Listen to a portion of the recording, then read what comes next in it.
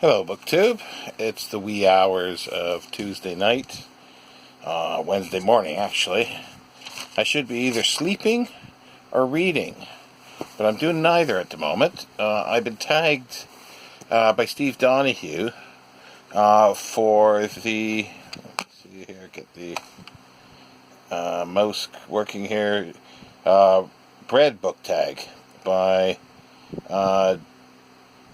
Josh, Literary Gladiators, did the original tag, and there are 15 questions, more or less.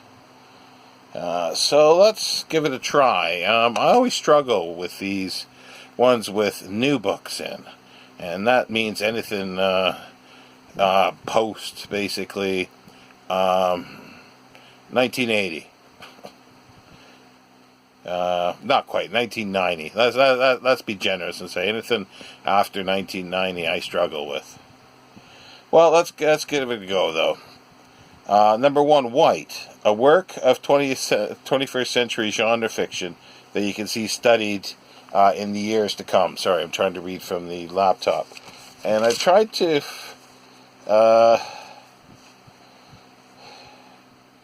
figure something out, but I can't think of anything sort of at the moment of 21st century genre fiction. I can't think of anything that stood out. But well, it's partially because I haven't read a lot of 21st century fiction. Hardly anything at all. So I'm going to pass on that one. I just don't know what to say for that one. Number two is Whole Wheat. A work you are reluctant to read, but feel that you need to read at some point. I think that's that's the end of the question. Let me see if I can move this over a little bit. Yeah, there we go. That's better. Now, the quick and easy answer to that is Ulysses. And it's funny because Steve has been pointing out how much he loathes James Joyce. I'm not at that point yet, but I'm not on the favorable side, let's put it that way. But I do feel I should read Ulysses to at least know what I'm talking about when I do say X, Y, or Z about it and him. Number three, a writer that can write in any genre or category. I don't think there is any. I can't think of anybody that does it well. There's some that do several well, but they always fall down somewhere when they try because, and they're not, because we're talking like a lot of genres here. Somebody could write, say, science fiction, fantasy, crime thriller, or crime and then thriller, adventure. Also, there's so many romance, and I don't think anybody can move from one genre fully to another and do it well. I can't think of anybody at all, so I'm copping out on that question as well. Number 4, garlic. Which genre or category would you argue has the most versatility, and why? Now, I would say science fiction. Now, this sort of goes back to the previous question, but it's still science fiction, but you can get romantic science fiction, you can get historical science fiction, you can get space opera, you can get political, you can get environmental, any genre, anything you can think of, the type of writing there is, it has been done in science fiction, and and there are examples of really good of each of those as well. So yeah, that to me would be the best one there, but it doesn't fit for the number 3 because it's still science fiction, but they can write about anything. With science fiction, you can literally do anything. You can even put fantasy in if you want, but still keep it science fiction. And yeah, I know there are those who say that fantasy and science fiction are one and the same, but I say no. So, where are we here now? Number 5, Pumpernickel, a work that was hard to digest. I love pumpernickel bread. I'm not sure why it's hard to digest, but here's one. Thomas Carlyle by John Morrow. I had sort of waited to get this as a remainder. As soon as I got it, when I got it out of the box, I didn't even get anything else out of the box, and I started reading this. And it was fantastic. The first, I don't know how many pages, close to 100. Then he starts getting bogged down into, it's supposed to be a biography, but it's not. It's more, I'm not quite sure. And I haven't finished it yet, so I just had to put it aside because I just could not continue with it. Because it just, everything I knew, are the writings of Carlyle, it made me more confused at the moment. So I figured, okay, it must be me. So I'm hoping it's me. And that I can go back to this with a fresher mind at some point. But at the moment,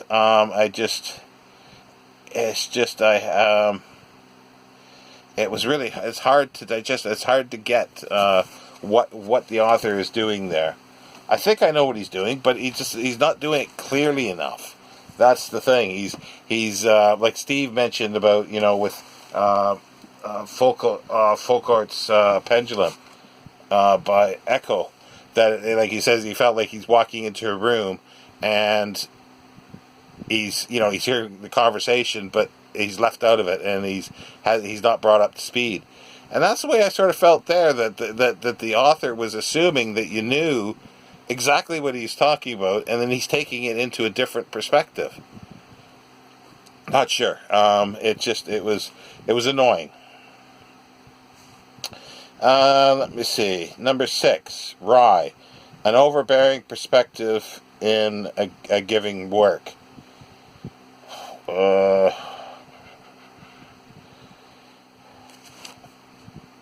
This is not going to be a popular answer, but Everything by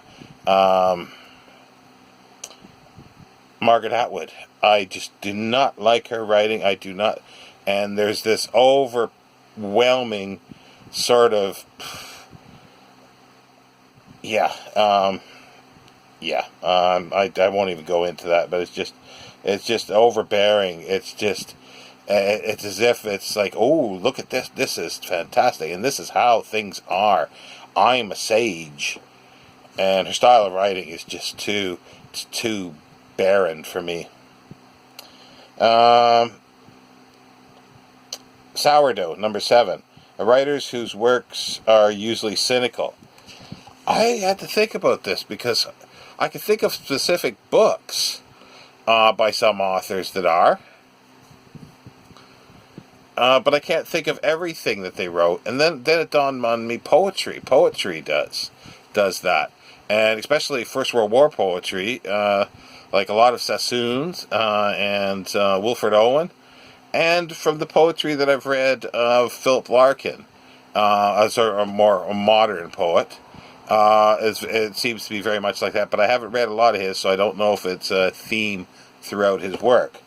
But that's might be a cop-out to grab poetry, but I can't think of anybody else. I can think of individual books, but yeah, I can't think of a writer who consistently does that.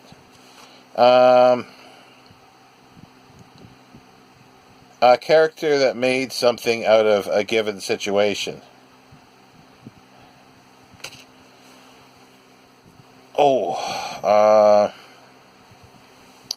That was a little difficult, but I think I'm going to go with Diary of a Nobody, Pooter. Doesn't matter what happens to him, he just makes the best of it, and so that's my answer, Pooter, from A Diary of a Nobody.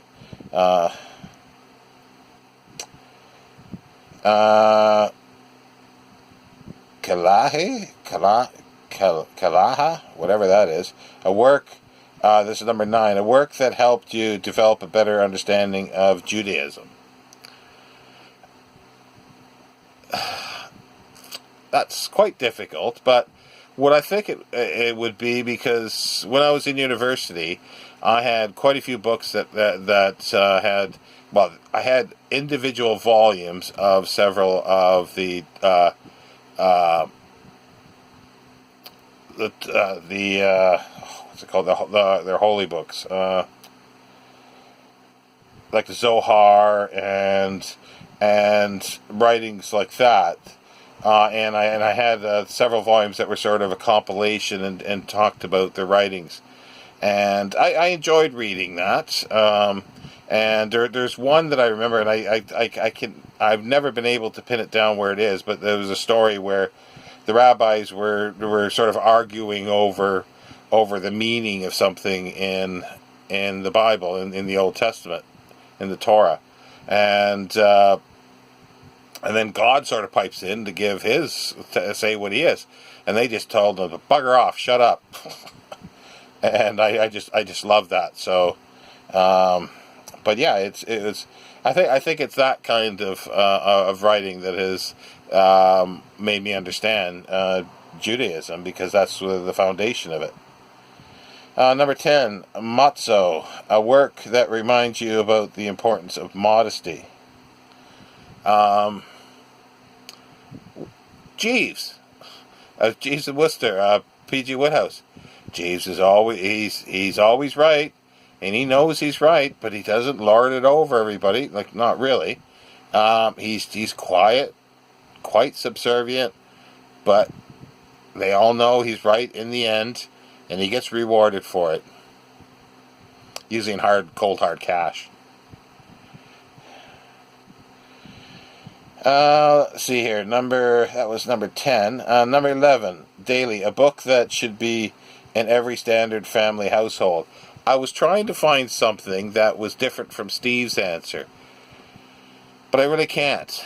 And I think I would agree it would be the King James Version of the Bible, because it's got the sort of foundations of Western literature to a large extent in there, and all sorts of stories.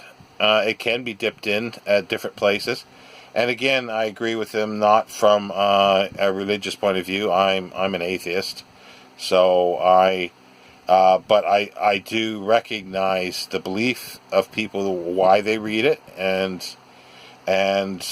respect it. However, I think it can be read from a secular point of view and be just as important to a secular person. So I can't think of anything better than that. So I agree with Steve on that point. A book that okay, that's what I've done. A book that should be in everybody's household. Name 3 books that are perfect to dip in and out of. Well, any book of essays to me is great. You could dip in and read a little essay, especially if they're short, occasional essays. Here's another type of book here. It's like 250 Years of Country Life in Paintings, Prose, and Poetry. It's called In the Country. And I picked this up for £2.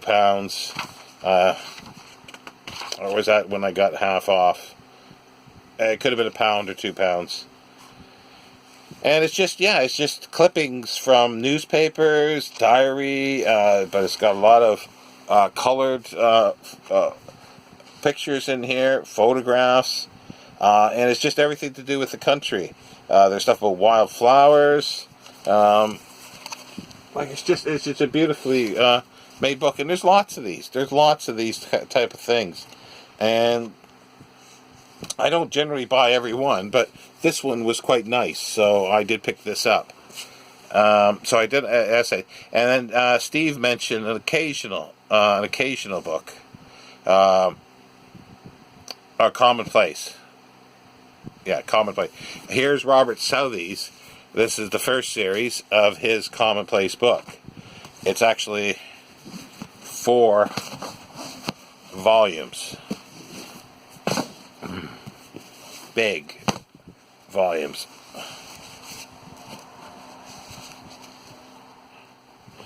See? Robert Southey was a romantic poet, essayist, critic, as well. He lived from 1740s, or 1775 to 1844, I think. My memory sometimes is a bit hazy on exact dates, but somewhere around that period. These were published and edited by his son-in-law, John Woodwarder, and began in 1949. The first volume is 1950, and because it's second edition, and the first one is 1849. There's an inscription on the back of the front freehand paper, nicely written.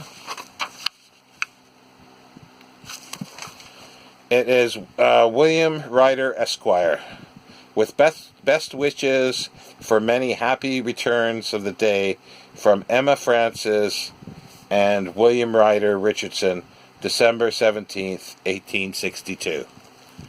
And he never read it. None of them are open. The pages are still closed. So he didn't even get, he wouldn't even have got, if he did start to read it, more than a few pages in. I would say approximately 40 pages in at the most, unless he skipped it and didn't cut it and didn't bother with the closed pages.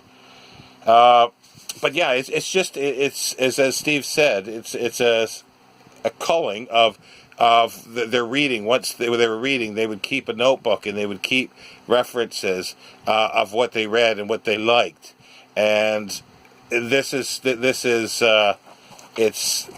it's arranged in, by the looks of it, subjects. This one is choice passages, collections from the English manners and literature, and then the other ones are by location or theme. The other series. And yeah, they are kind of neat. I bought these because I'm interested in Southey. He had a massive library. Coleridge, well, he was friends with Coleridge, but Coleridge said he had I think about 14 or 15,000 volumes in his library. He had a huge, for the time, Spanish language collection that almost approached, I think, 1,000 books. And there are translations that I think he made that are within here. They are always good for something like that. And I also have another set that is, I think it's called Masterpieces of World Short Fiction. And there's 1,000 stories in 15 volumes, I think, or 13 volumes. It's originally a 30-volume set, but this is a condensed version, but it still has the 1,000 short stories in. And it's now sort of put up out of the way, but I had it for quite a while nearby, and that I could reach to and just read something as I was going to sleep, and I would just flip through and find a really short story, like a page or two, or however long I wanted to read, and boom, and then I'd be fine. But yeah, the commonplace books, a lot of writers did these. This is sort of one on steroids. I don't know how many did massive ones like this, but they were very popular in the 19th century. But yeah, and let's see, what else is there?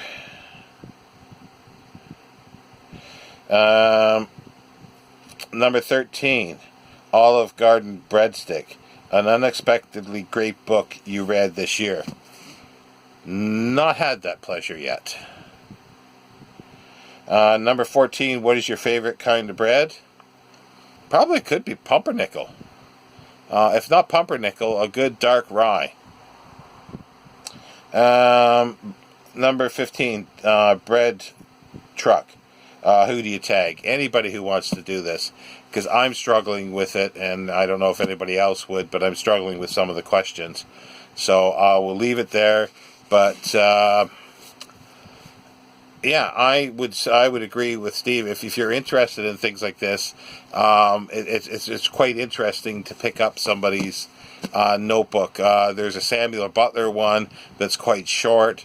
That was reprinted forever at the late 19th century and early 20th century. And there's many, many, many others, the commonplace books. But anyway, I'll let you go there, BookTube, and I'll be back tomorrow. There is another tag that I do want to do, so I thought I'd get this one out of the way. Take care.